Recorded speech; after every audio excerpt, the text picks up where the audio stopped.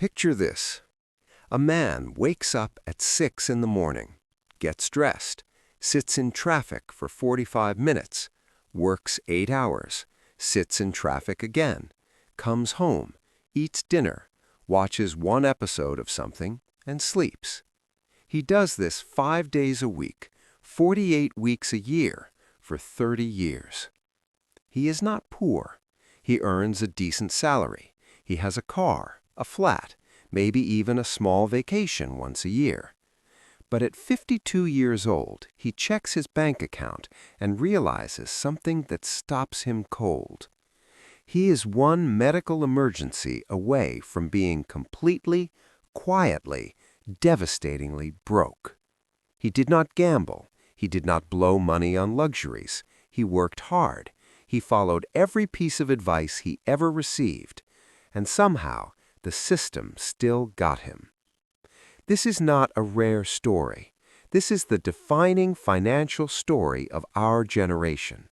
And today, we are going to talk about exactly why it keeps happening and the 10 money mistakes hiding in plain sight that are silently draining the middle class dry. Why this matters right now. Here is the strange thing about the middle class. It is the group that earns enough to feel financially safe, but not enough to actually be financially safe.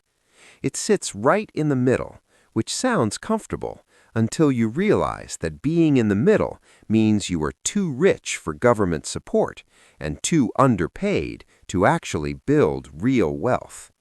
78% of working adults globally live paycheck to paycheck, including people earning what most would consider a good income. The middle class is not a safety net. It is a treadmill. So let us look at the 10 specific behaviors, habits, and quiet miscalculations that keep this treadmill running and keep the people on it from ever stepping off. Treating a salary like an arrival. The first mistake is the most dangerous one because it feels like success. When someone gets a stable job with a fixed monthly income, the brain registers it as problem solved. You have arrived. Now you can relax. But a salary is not wealth. A salary is a rental arrangement. You rent your time to someone else and they pay you for it. The moment you stop showing up, illness, layoff, recession, the payments stop. Wealth is what you own. A salary is what you are owed. These are not the same thing. The middle class almost universally confuses one for the other. They spend their working years optimizing their salary, asking for raises, switching jobs for a 10% bump, while barely touching the question of what they actually own outside of that job. A salary is a starting point. Most people treat it like a finish line. Saving without understanding inflation. Ask anyone what they're doing with their money, and there's a very good chance they'll say, "I'm saving it." Good habit, right? Responsible, safe, sensible. Except here's what no one tells you at the bank when you open that savings account. 6 to 7% average annual inflation in countries like India. Most savings accounts offer 3 to 4%. The math is not in your favor. Your money is shrinking while sitting still. So if you're earning 4% on your savings and inflation is running at 6%, you're not saving money. You're losing it at a slightly slower speed. You're like a person bailing water out of a boat with a teacup while the hole keeps getting bigger. The middle class saves. The wealthy invest. That single distinction, compounded over 20 years, produces entirely different outcomes.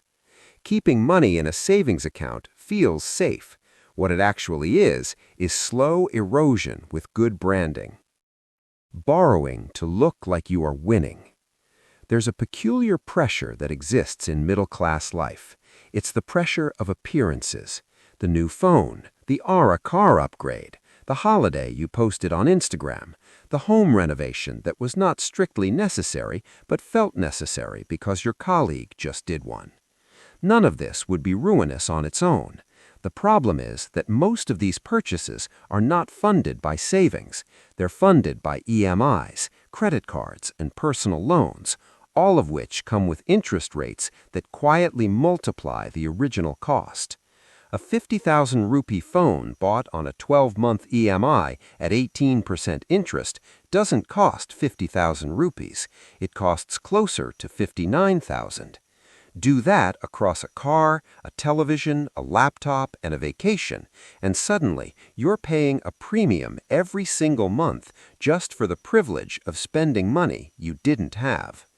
The middle class spends borrowed money on things that depreciate.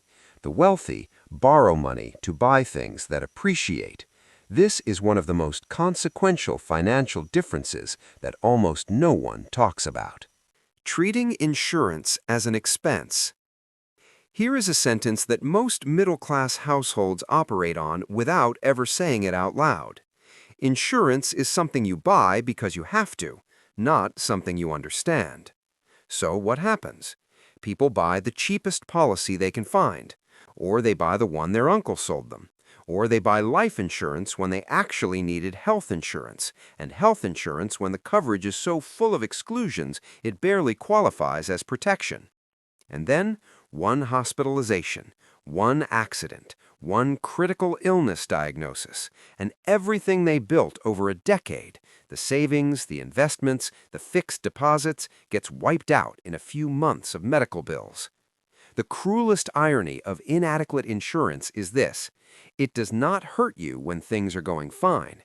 It only reveals itself at the exact moment when you can afford it the least. Skimping on insurance is not frugality. It is gambling with your entire financial life and pretending it is budgeting. Starting to invest too late because it feels too small. Ask someone why they have not started investing yet, and the answer, almost always, is some version of, "I will start when I have more money." This feels logical. It is actually catastrophic. 5,000 rupees month. Invested at age 25, earning 12% annually equals approximately 1.76 crore rupees by age 55. Starting at 35 instead gives you just 52 lakhs rupees. A 10-year delay costs over 1.2 crore for the exact same monthly amount. Compounding is not magic, it is mathematics, and mathematics does not care about your feelings or your excuses. It only cares about time. The middle class waits for the perfect moment to start. The wealthy understand that the perfect moment is always as early as possible, regardless of how small it seems. 500 rupees a month invested at 22 beats 5,000 a month invested at 32. Not by a little, by an embarrassing amount. Depending on one stream of income. There's a quiet assumption embedded in middle-class financial planning. That assumption is one job, one salary, one source. And for most of the 20th century, that worked. You joined a company at 22, worked until 60, and retired with a pension. That world is gone. It's been gone for a while, but the behavior it created is still very much alive. Today, a single income stream is not just limiting, it's a risk, because companies downsize, industries automate, markets shift, and when your only source of income disappears, there's no buffer, no fallback, no version B. The middle class treats income diversification as a luxury, something for people who already have money. But this gets the logic exactly backwards. Diversification is most important precisely when you have the least, because a single point of failure is most dangerous when you have nothing to absorb the shock. A second income doesn't have to be a second job. A side skill, a small investment return, a digital asset, a rental income. Anything that ensures your financial life does not live and die on one single decision made by someone else. Believing that real estate is always a good investment. In India and in many parts of the world, buying a house is treated as the ultimate financial accomplishment. It's not just a home, it's proof, it's status, it's security. And there's nothing wrong with owning a home. But here's what the real estate industry does not advertise.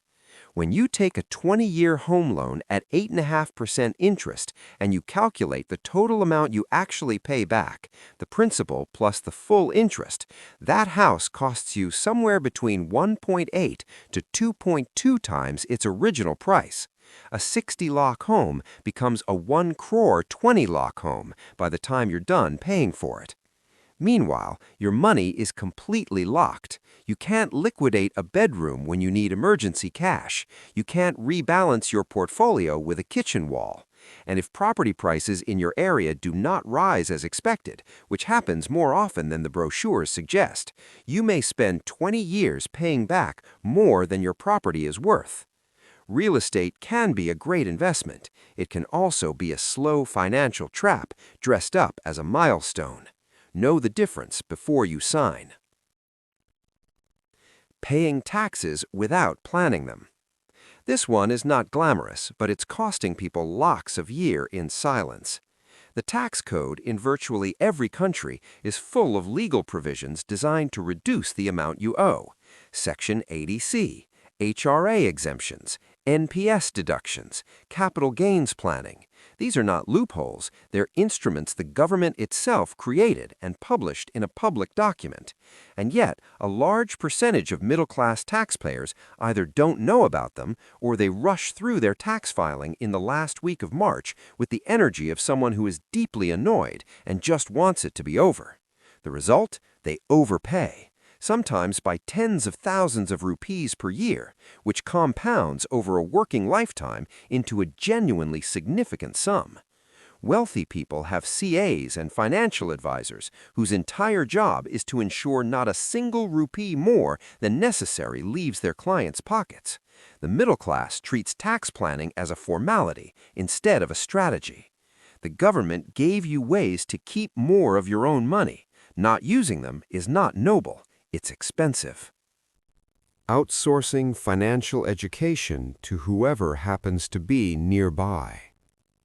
When most middle-class people need financial advice, they ask their father, or their uncle, or the bank relationship manager who has a monthly target to meet, or their friend who once read a finance book on a flight. And to be fair, these people mean well. They genuinely want to help. But wanting to help and actually knowing what to do with someone else's money are two completely different skill sets.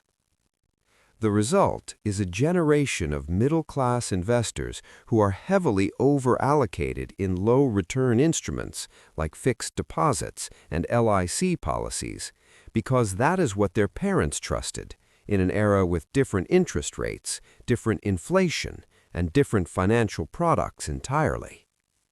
Financial literacy is not taught in schools. It is not really taught anywhere officially, but it is learnable. And the cost of remaining financially illiterate is not abstract. It is measured in rupees, in missed returns, in decisions made out of fear instead of knowledge. The single highest return investment most middle-class people could make right now is spending 30 minutes a week understanding how money actually works. Not tips, not shortcuts, just fundamentals. Waiting for the big moment that never comes. And finally, the quietest and perhaps the most devastating mistake of all. Waiting.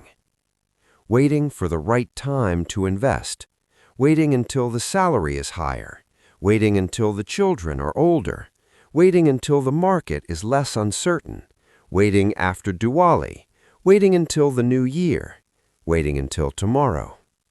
There is always a reason to wait. The economy is too volatile, the returns seem too good to be true, something feels off, the stars are not quite aligned. Meanwhile, the clock runs, and compound interest, the one force in finance that genuinely, mathematically works in your favor, only functions while time is passing. Every month of waiting is not neutral. It is a month of growth that you have voluntarily given up.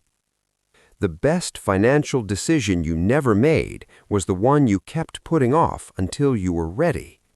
You are never going to feel ready. That is the trick. That has always been the trick.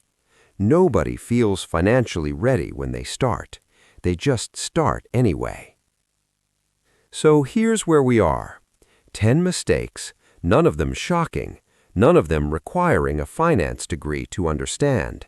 And yet, collectively, they form a pattern so consistent, so widespread, so quietly accepted that it has become the default story of an entire economic class.